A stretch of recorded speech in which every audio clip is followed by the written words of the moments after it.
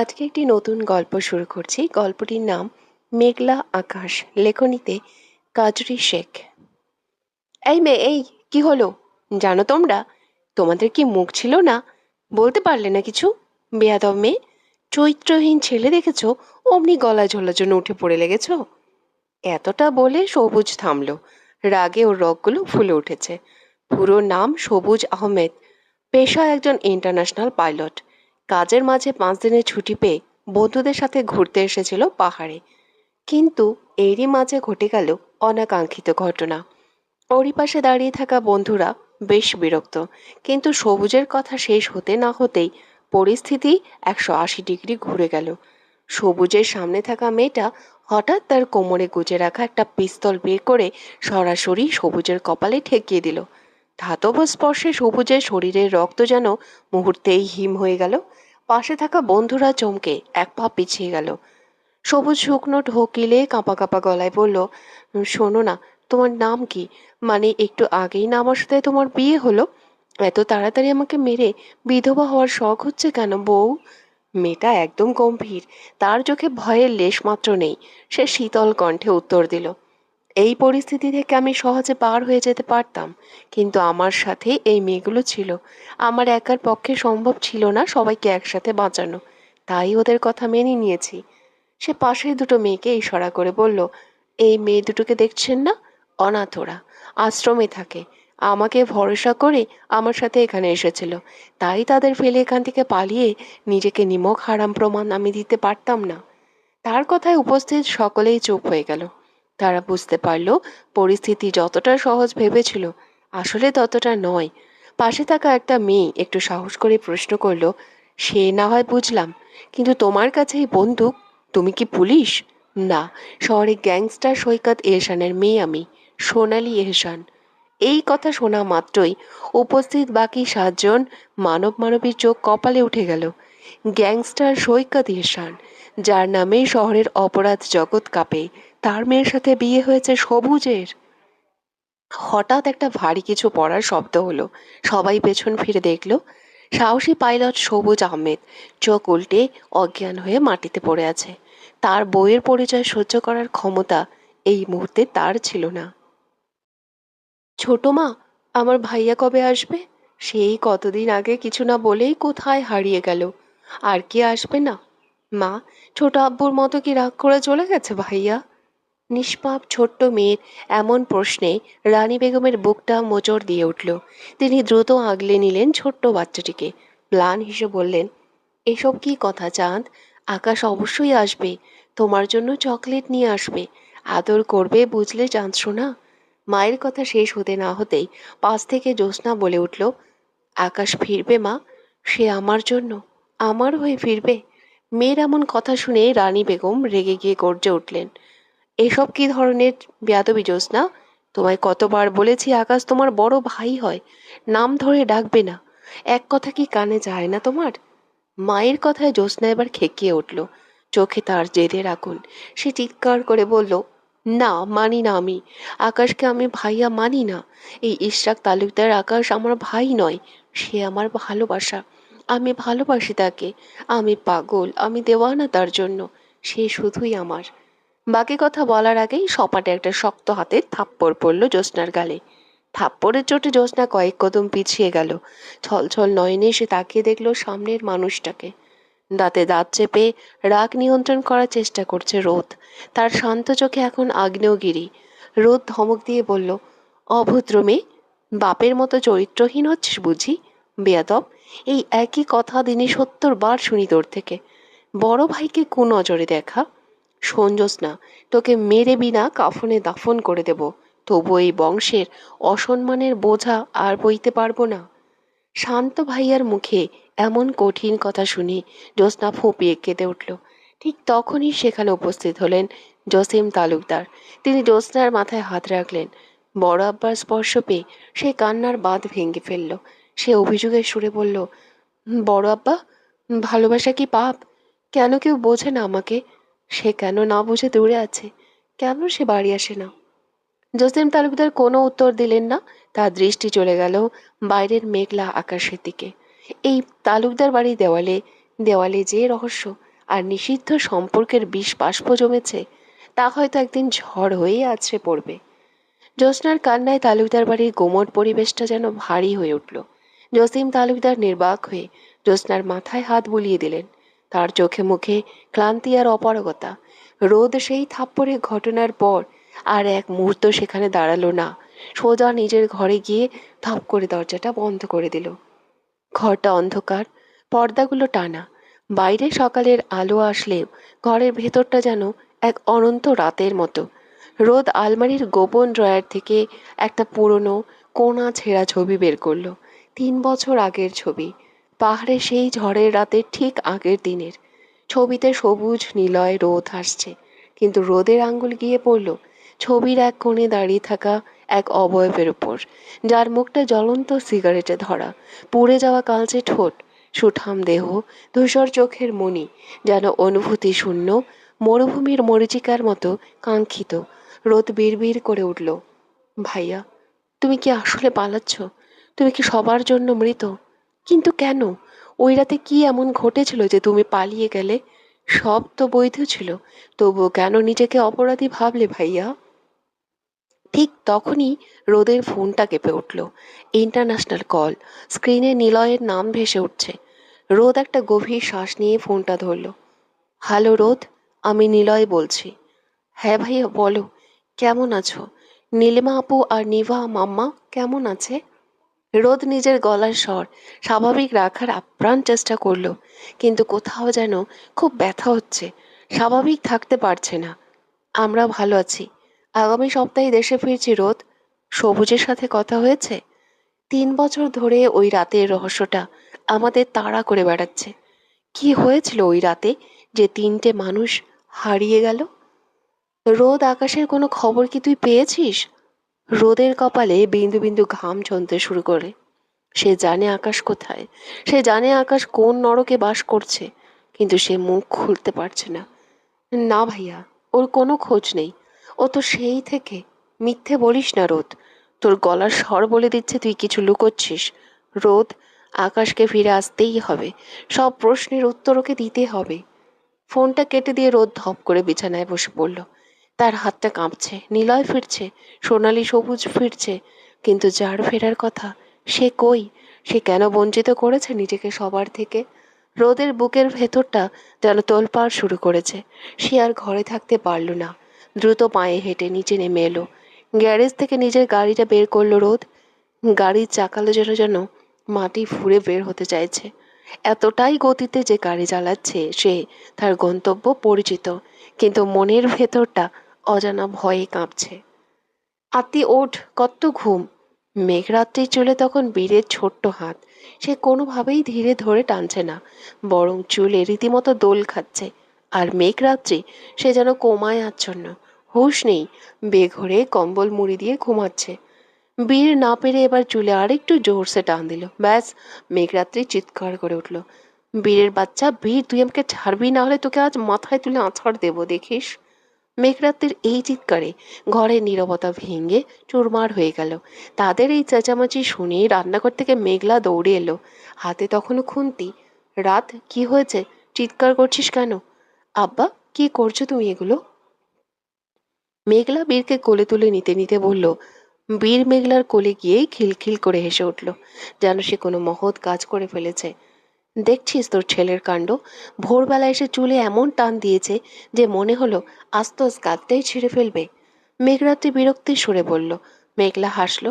তার এই ম্লান হাসিতে আজ বীরের আগমনে এক চিলতে রোদ এসে পড়েছে। সে বলল, আমার আব্বা তো ভালো করেই ডাকতে চাইছিল, তুই না উঠলে আর কি করবে বল? তাদের কথার মাঝেই হঠাৎ কলিং বেল বেজে উঠল। মেঘলা আর মেঘরাত্রি দুজনেই চমকে উঠল। এত সকালে? কে এলো আবার? জানি না তো, তুই বীরকে ধর, আমি দেখে আসি। মেঘলা বীরকে মেঘরাত্রির কাছে নামিয়ে রেখে দরজার দিকে এগিয়ে গেল। কিন্তু বীর কোথায়? সে কি আর শান্ত হওয়ার পাত্র? মেঘলা দরজা খুলতে যাবে, ঠিক তখনই বীর মেঘরাত্রির ওপর ঝাঁপিয়ে পড়ল। তার চুলের মুঠি ধরে রীতিমতো যুদ্ধ শুরু করে দিল। আরে আরে ছাড়, ছিছি বীর, ছাড় বলছি। মেঘরাত্রি বীরের হাত থেকে নিজের চুল ছাড়ানোর আপ্রাণ চেষ্টা করতে লাগলো। বীর নাছোড়বান্দা সেই মেঘরাত্রির চুল ছিঁড়ে তাকে মেরে খাটে ফ্ল্যাট করে ফেলে রেখে মেঘলার পিছে পিছে দরজার দিকে ছুটল, ঠিক একটা ছোট্ট তুফানের মতো। বাবু, দরজা খোল না বীর। মেঘলা দরজার লক খোলার চেষ্টা করছে, আর বীর তার পাজামা টেনে ধরে আছে, যেন বাইরে কে আছে তাকে আগে দেখতে হবে। বোধহয় ছেলেটা বেশ বিরক্ত ছোট হওয়ার কারণে। ছোট না হলে সে দরজা খুলতে পারতো, কত বড় মনে হতো নিজেকে। মেঘলা দরজাটা খুলতেই দেখলো ওপাশে দাঁড়িয়ে আছে রোদ। তার পরনে একটা নীল শার্ট, চোখে মুখে ক্লান্তির ছাপ থাকলেও ঠোঁটে এক চিলতে হাসি। রোদের এক হাতে নানা রকমের মুখরোচক খাবারের প্যাকেট আর দামি খেলনার বাক্স, অন্য হাতে একগুচ্ছ সতেজ ফুলে তোড়া।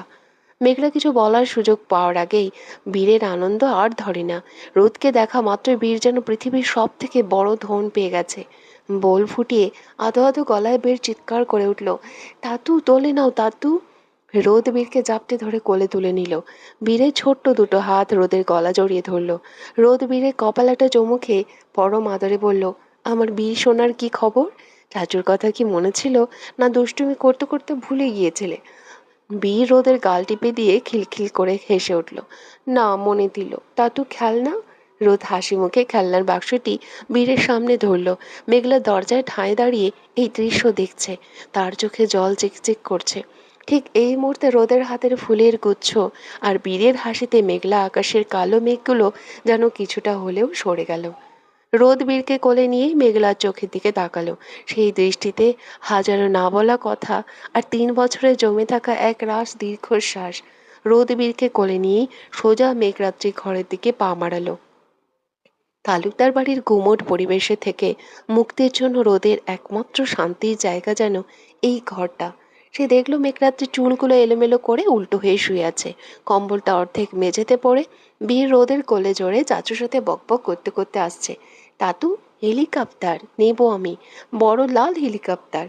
মেঘরাত্রি বীরের আওয়াজ পেয়েই রেগে চিৎকার করে উঠল, না চোখ খুলে, শালা তুই আবার আসছিস? তখন আমার মাথার চুল ছিঁড়ে দিয়েছিস, তুই এবার আয়, তোর পেট থেকে আমি নাড়ি ভুড়ি সব বের করে দেব। মেঘরাত্রির এমন রিয়াকশনে রোদ থতমত খেয়ে দরজায় দাঁড়িয়ে গেল, কি বলবে বুঝতে পারছে না। আর বীর, সে তো রাত্রির সাথে ঝগড়া করার সুযোগ খোঁজে। সে রোদের কোল থেকে লাফ দিয়ে নেমে বিছানায় গিয়ে উঠল। তারপর মেঘরাত্রির মাথা চুল টেনে ধরে আবার মারামারি শুরু করে দিল। মেঘরাত্রি অসাবধানতা বশত বীরের পিঠে জোরে একটা মার দিল। বীর সঙ্গে সঙ্গেই ভ্যা ভ্যা করে কেঁদে উঠল।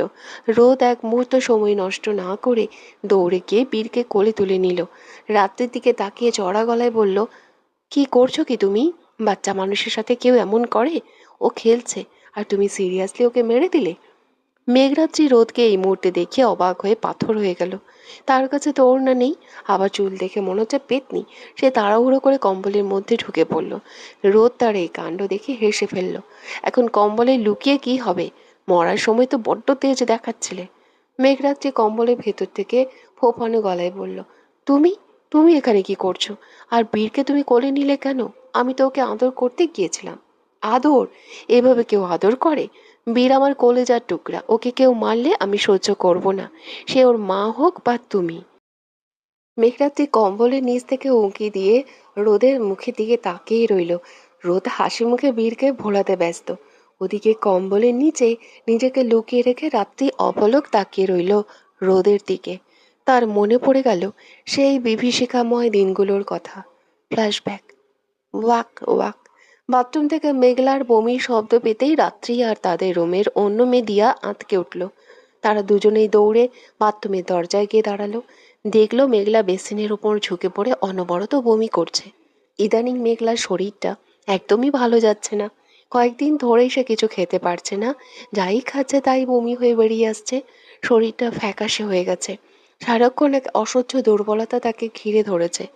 রাত্রি আর দিয়া অতি কষ্টে মেঘলাকে ধরে ধরে ঘরে নিয়ে এলো। বিছানায় সাবধানে বসিয়ে রাত্রি উৎকণ্ঠার সাথে জিজ্ঞাসা করলো, মেঘলা, কি হয়েছে রে তোর? শরীরটা এত খারাপ লাগছে কেন? চল ডাক্তারখানায় যাই, ফাইজিদা আন্টিকে বলি। মেঘলা কোনো উত্তর দিতে পারল না, শুধু ক্লান্তিতে চোখ জোড়া বুজে এলো তার। এই শান্তিনিবিড় অনাথ আশ্রমই তাদের একমাত্র ঠিকানা। মেঘলা যখন মাত্র 2 বছর বয়সী শিশু, তখন থেকেই সেই আশ্রমে বড় হচ্ছে। তার কোনো আপনজন নেই, এই আশ্রমই তার সব। আর রাত্রি, মেঘলার বয়স যখন 7, তখন একদিন আশ্রমের গেটের বাইরে একাকী একটি 5 বছরের ছোট্ট মেয়েকে কাঁদতে দেখা গিয়েছিল। আশ্রম কর্তৃপক্ষ তাকে উদ্ধার করে ভেতরে নিয়ে আসে। সেই মেয়েটিই হলো রাত্রি। সেদিন রাত্রিকে নাম জিজ্ঞাসা করলে সে কেবল নিজের নামটুকু ছাড়া আর কিছুই বলতে পারেনি। অথচ তার পরনে দামি পোশাক আর আভিজাত্য দেখে পরিষ্কার বোঝা যাচ্ছিল সে কোনো অত্যন্ত ধনাঢ্য পরিবারের মেয়ে। সবাই ভেবেছিল হয়তো শিশুটি মেলায় বা কোথাও হারিয়ে গেছে, নিশ্চয়ই কেউ না কেউ তাকে খুঁজতে আসবে। কিন্তু দিন গেল, মাস গেল, বছর ঘুরে গেল, রাত্রিকে খুঁজতে কেউ কোনোদিন আসেনি। আর রাত্রিও তার নিজের সম্পর্কে নাম ছাড়া আর কোনো তথ্য কোনো দিন কাউকে দেয়নি। রাত্রির উৎকণ্ঠা দেখে মেঘলা নিজেকে সামলে নেওয়ার আপ্রাণ চেষ্টা করলো। ফ্যাকাশে মুখে এক চিলতে হাসি ফুটিয়ে সে বলল, আরে না রে রাত, তেমন কিছু হয়নি। শরীরের ওপর দিয়ে একটু ধকল যাচ্ছে তো, তাই এমন লাগছে। চল, সামনে পরীক্ষা। এখন এসব ভেবে সময় নষ্ট করা যাবে না, তাড়াতাড়ি খেয়ে নে, নয়তো ডাইনিং হলের খাবার শেষ হয়ে যাবে। মেঘলা কথাগুলো বলেই রাত্রিকে আশ্বস্ত করার চেষ্টা করলেও তার নিজের ভেতরে একটা অজানা আতঙ্ক কাজ করছিল। তারা দুজনে মিলে ডাইনিং রুমের দিকে এগিয়ে গেল, কিন্তু ডাইনিং হলের ভিড়ের মধ্যে পা রাখতেই চারপাশটা যেন মেঘলার চোখের সামনে দুলতে শুরু করলো। ভ্যাপসা খাবারের গন্ধ আর মানুষের কোলাহলে তার দম বন্ধ হয়ে আসছিল। হঠাৎ করে মেঘলা সবার সামনে মাথা করে মেঝেতে আছাড় খেয়ে পড়ল। চারপাশে হইচই পড়ে গেল। মেঘলা মেঘলা বলে রাত্রি চিৎকার করে উঠল। আশ্রমের বড় মেয়েরা আর দিয়া ধরাধরি করে তাকে ঘরে নিয়ে এলো। খবর পেয়ে দ্রুত আশ্রমে ডাক্তার ডাকা হলো। কিছুক্ষণ পর ডাক্তার এলেন। তিনি মেঘলার পালস চেক করলেন, চোখ দেখলেন। রুমে তখন আশ্রমের অনেকেই উপস্থিত ছিল, সবার চোখে মুখে দুশ্চিন্তা। ডাক্তার হঠাৎ সোজা হয়ে দাঁড়িয়ে সবার সামনেই মেঘলাকে উদ্দেশ্য করে এক অদ্ভুত প্রশ্ন করে বসলেন। তোমার শেষ পিরিয়ডস কবে হয়েছে মনে আছে? ডাক্তারের এমন সরাসরি প্রশ্নে পুরো ঘরে পিনপতন নীরবতা নেমে এলো। মেঘলা যেন বজ্রাহত হলো। আশ্রমের মতো জায়গায় সবার সামনে এমন একটি ব্যক্তিগত স্পর্শকাতর প্রশ্নে সে পাথর হয়ে গেল। উপস্থিত অন্যদের চোখে মুখে বিস্ময় আর কানাঘুষা শুরু হলো। মেঘলা মাথা নিচু করে কাঁপা কাঁপা গলায় শুধু এইটুকুই বলতে পারলো, প্রায় প্রায় 2 মাস আগে। এই উত্তর শোনা মাত্র ডাক্তারের চেহারা গম্ভীর হয়ে গেল। তিনি পাশে দাঁড়িয়ে থাকা ফয়জেদা আন্টির দিকে তাকালেন। তাদের দুজনের চোখের ইশারাতেই যেন কোনো এক ভয়ঙ্কর সত্য আদান প্রদান হয়ে গেল। ডাক্তার আর কোনো কথা না বলে ব্যাগ গুছিয়ে ঘর থেকে বেরিয়ে গেলেন। ফয়জেদা আন্টি পরিস্থিতি বুঝতে পেরে গলা উঁচিয়ে কঠোর স্বরে বললেন, এখানে জটলা করে লাভ নেই, যার যার কাজ আছে চলে যাও। মেঘলার শরীর খারাপ, ওকে বিশ্রাম নিতে দাও। সবাই একে একে ঘর থেকে বেরিয়ে গেল। রাত্রি জেদ ধরে বসেছিল, কিন্তু ফজলা আন্টি তাকে থামিয়ে দিয়ে বললেন, রাত্রি তুমিও যাও, আমি মেঘলার সাথে একান্তে কিছু কথা বলতে চাই, এটা জরুরি। রাত্রি অনিচ্ছা সত্ত্বেও মেঘলার হাতটা একবার চেপে ধরে ঘর থেকে বেরিয়ে গেল। ঘরে তখন কেবল ফজলা আন্টির বিধ্বস্ত মেঘলা। মেঘলা বুঝতে পারছিল তার জীবনের আকাশটা এবার সত্যিই ঘন কালো মেঘে ঢেকে যেতে শুরু করেছে। ফাইজদা আন্টি 2 হাত বুকের উপর ভাঁজ করে দাঁড়িয়ে শীতল কণ্ঠে বললেন, কার বাচ্চা এটা? কার পাপ পেটে নিয়ে এই আশ্রমে ঢুকেছিস তুই? মেঘলা থতমত খেয়ে গেল। নিজের কানকে বিশ্বাস করতে পারছে না সে। সে তো নিজেই কয়েকদিন ধরে যন্ত্রণায় পড়ছিল। স্কুল থেকে ফেরার পথে চুপি চুপি ফার্মেসি থেকে একটা প্রেগনেন্সি টেস্ট কিট কিনে এনেছিল সে। বাথরুমে লুকিয়ে যখন দেখেছিল সেখানে 2টো লাল দাগ ফুটে উঠেছে, তখনই তার পায়ের তলার মাটি সরে গিয়েছিল। কিন্তু সেই গোপন সত্যিটা আজ এভাবে সবার সামনে চলে আসবে সে ভাবেনি। ফজল আন্টি তাকে চুপ থাকতে দেখে আরো কঠোর হলেন। দেখ মেঘলা, এটা কোনো লুকানোর বিষয় নয়। তুই যদি এখানে থাকতে চাস তবে এই আপদ বিদায় করতে হবে। কালই আমি ব্যবস্থা করছি, বাচ্চাটা অ্যাবরেশন করিয়ে নে। এছাড়া আর কোনো উপায় নেই। আশ্রমে আরও শয়ে শয়ে মেয়ে আছে। এই খবর বাইরে গেলে আশ্রমের নাম ডুববে। লোকে বলবে অনাথ আশ্রমের মেয়েরা দুশ্চরিত্রা। আমরা তোদের দিয়ে দেহ ব্যবসা করাই। আন্টির মুখে আপদ আর দুশ্চরিত্রার শব্দগুলো শুনে মেঘলার বুকের ভেতরটা দুমড়ে মুচড়ে গেল। সে কাঁপা কাঁপা হাতে নিজের পেটটা আঁকড়ে ধরল। আন্টি আবার বললেন, আমি এটা জানতে চাইছি না কোথায় কিভাবে কি হয়েছে। শুধু বল, বাচ্চার বাবা কি তোকে গ্রহণ করবে? আমরা কি তার সাথে কথা বলবো? আর যদি এই সন্তান সন্তান অবৈধ হয় তবে আজই তোকে সিদ্ধান্ত নিতে হবে। অবৈধ শব্দটি শোনার সাথে সাথে মেঘলা যেন বিদ্যুৎ স্পৃষ্ট হলো। এতক্ষণের কুঁকড়ে থাকা মেয়েটা হঠাৎ সোজা হয়ে দাঁড়ালো। তার চোখে জল থাকলেও কণ্ঠস্বরে ছিল ইস্পাত কঠিন দৃঢ়তা। না আন্টি, আমার সন্তান অবৈধ না। ও কোনো পাপের ফসল নয়। ও বৈধভাবে আমার গর্ভে এসেছে। ওর অস্তিত্ব কোনো ভুল নয়। মেঘলার মুখে এমন পাল্টা জবাব শুনে ফাইজেদা আন্টির চোখ মুখ রাগে লাল হয়ে উঠল। তিনি দাঁতে দাঁত চেপে বললেন, এত বড় মুখ তোর! আশ্রমে থেকে নষ্টামি করে এসে এখন আমার বড় বড় কথা! যদি বৈধই হতো তবে আজ তুই এখানে অনাথের মতো পড়ে থাকতিস না। শোন মেঘলা, তোর এই পাপের ফল তোকে ভোগ করতে হবে। আন্টি ড্রয়ার থেকে একটা ব্যাগ বের করে মেঘলার সামনে ছুঁড়ে মারলেন। জিনিসপত্র গুছিয়ে এক্ষুনি এখান থেকে বেরিয়ে যা। তোর মতো মেয়ের জন্য আমি এই শান্তি নিবিড়ের নাম খারাপ হতে দেব না। তুই থাকলে এখানকার অন্য মেয়েরাও নষ্ট হবে। যা এখান থেকে, এই মুহূর্তে বেরিয়ে যা। মেঘলা ডুকরে কেঁদে উঠল।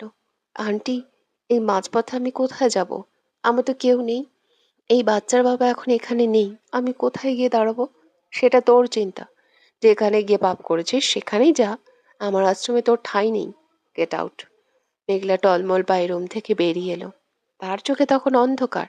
আশ্রমের অন্য মেয়েরা দরজার আড়াল থেকে কানাঘুষা করছে।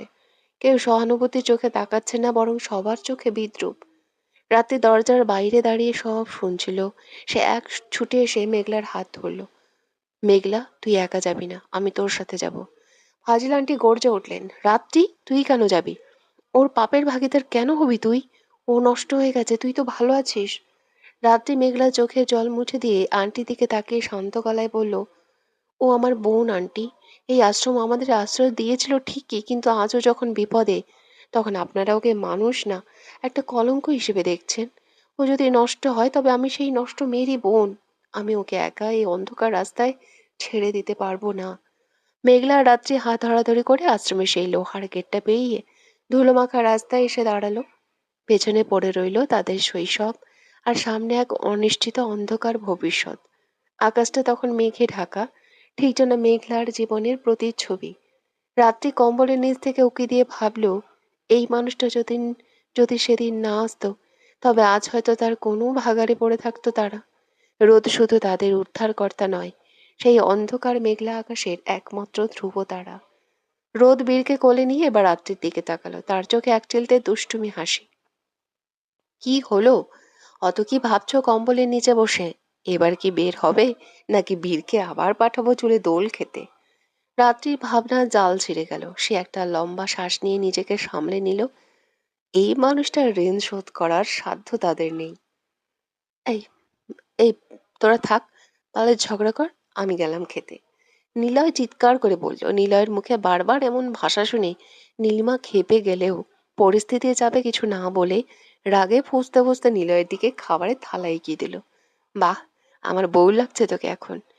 তো কি পাশের বাড়ি কুদ্দুসের বাপের বউ মনে হবে? সবুজ এবার রেগে চিৎকার করে উঠল, ধুর, তোদের এই ফলানো রোগ রাখতো, এর মধ্যে ছাওয়া প্রেম মারাচ্ছে। তারপর সবুজ ইশারা করলো সুঠাম দেহের ঘুমন্ত পুরুষটির দিকে, যে নেশার ঘরে মরার মতো মটকা মেরে পড়ে আছে। আর এই তখন থেকে ঘুম মারাচ্ছে, এর জন্যই তো এখানে ফাঁসলাম। কে বলেছিল সব মদ একা গেলে পড়ে থাকতে? সবুজের মুখের এমন ভাষা শুনে সোনালি খেঁকিয়ে উঠল। সবুজ আহমেদ, ভদ্রতা বজায় রাখুন। বন্দুকটা কিন্তু এখনো আমার হাতেই আছে। আরে বাবা, রাখ তো তার বন্দুক। আর ওর ভয় দেখাস না। জীবনে যেখানে কিছু আর বাকি নেই সেখানে বন্দুকের দেখে আমি কি করব? ইচ্ছে করছে বন্দুক ওই গ্রামবাসীদের পেছনে ভরে দিই। সবুজের এমন বেপরোয়া মন্তব্যে ঘরে এক মুহূর্তের জন্য পিনপতন নীরবতা নেমে এলো। সোনালি ভুরু কুঁচকে তাকালো। তার শীতল চোখে এখন আগুনের শিখা। সে বন্দুকটা এক হাত দিয়ে ঘুরিয়ে সরাসরি সবুজের বুকের দিকে তাক করলো। সবুজের বন্ধুরা ভয়ে কাঠ হয়ে গেল। নিলয় চিৎকার করে উঠল, সবুজ, মাথা ঠিক রাখ, মরে যাবি। নীলিমা সোনালির হাত ধরার চেষ্টা করলো। সোনালি আপু, প্লিজ। সবুজের মাথাটা গেছে, ও নেশার করে এসব বলছে। ঘরটা যেন বারুদের স্তূপের উপর দাঁড়িয়ে আছে, যে কোনো মুহূর্তে বিস্ফোরণ ঘটবে। আর সোনালির বন্দুকের নল সেই বিস্ফোরণের অপেক্ষায় স্থির হয়ে আছে সবুজের বুকে। পাশে থাকা মেঘলা আর রাত্রি অবাক হয়ে তাকিয়ে আছে। তারা শহরের শিক্ষিত ছেলেমেয়েরা এমন ভাষায় কথা বলতে পারে তা কল্পনাও করতে পারেনি। আর বাকিরা সবুজের এই মধুর ভাষায় এতটাই অভ্যস্ত হয়ে পড়েছে তারা দীর্ঘশ্বাস ফেলল। সবুজ সোনালির বন্দুকের নল থেকে চোখ সরিয়ে কোনায় বসে কান্নার স্বরে বলতে লাগলো, আব্বা, আমি বাড়ি যাব। এই মেয়ে কথায় কথায় আমাকে গান পয়েন্টে রাখছে। ও আব্বা গো, আজ এই দিন দেখার জন্য তুমি আমাকে জন্ম দিয়েছিলে? এই মাফিয়া নাকি আমার বউ? আব্বা, আমার কি হবে গো? সারা জীবন চলে গেল, শুধু এই মেয়েকে সামলাতে পারছি না। ওর বাপ নাকি শহরে গ্যাংস্টার। আব্বা, আমি শেষ। এমন বিলাপ করতে করতেও সবুজ গ্রামবাসীদের দিয়ে যাওয়া খাবার গপ গপ করে গিলে খাচ্ছে। তার এই কাণ্ড দেখে সোনালিও নিজের বিরক্তি চেপে রাখতে না পেরে চোখ ফিরিয়ে নিল। নিলয় আর রোদ একে অপরের দিকে তাকিয়ে মাথা নাড়ল। এই পাইলটকে দিয়ে আর কিছু হবে না। নীলিমা হাসবে না কাঁদবে কিছুই বুঝতে পারছে না। ৩ বছর আগের সেই ঝঞ্ঝা বিক্ষোভ, রাতের পাগলামি আর সবুজের বিলাপের কথা মনে করে নিলয় আনমনেই হেসে উঠল। জানালার বাইরে রাতের অন্ধকার আকাশটার দিকে তাকিয়ে সে ভাবছিল, মানুষ পরিস্থিতির চাপে কত দ্রুত বদলে যায়।